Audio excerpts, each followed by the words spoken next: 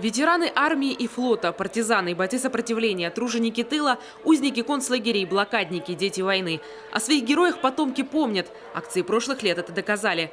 В прошлом году участники победного марша стали еще и исполнителями военных песен. Душетрепещущая «Вставай, страна огромная» в исполнении многотысячного хора – зрелище ошеломляющее.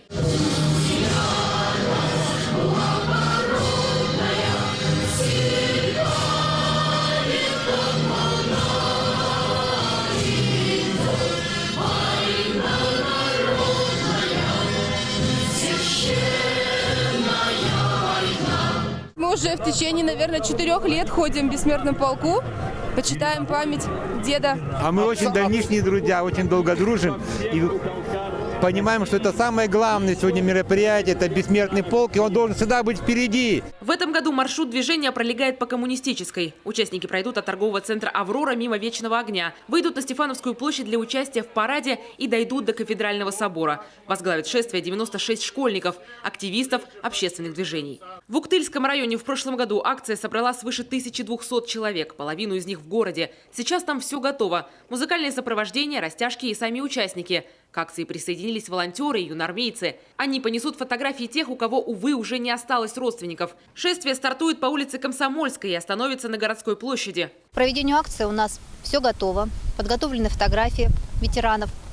Люди выходят на нас тоже уже. Мы собираемся все возле определенного места. Будет все это идти по центральной улице городского округа нашего города. Выходим на центральную площадь, и здесь пройдут все торжества.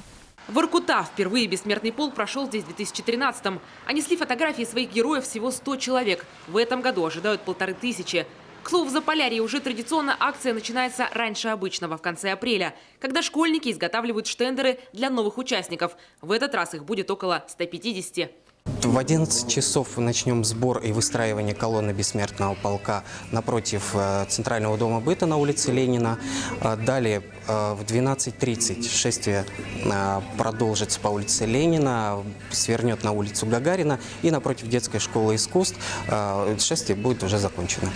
А «Жемчужина Севера» стала первым в республике городом, где прижилась эта акция. Местные активисты переняли ее с Костромы, где впервые увидели такое шествие. На этот раз бессмертный полк откроет все празднование. Стартует колонна от перекрестка Ленина-Космонавтов и пройдет до Комсомольской площади. В Усинский маршрут увеличили по просьбе Совета ветеранов и в связи с прогнозируемым увеличением количества участников. Планируется около 1500 человек, а в 7 селах и деревнях Усинского района пройдут свои акции. Участие впервые примут и юноармейцы, которые понесут знамя бессмертного полка. С площади колонна дойдет до памятника воинам 3 поколений, где горожанам покажут так называемые живые картины, фрагменты военной истории.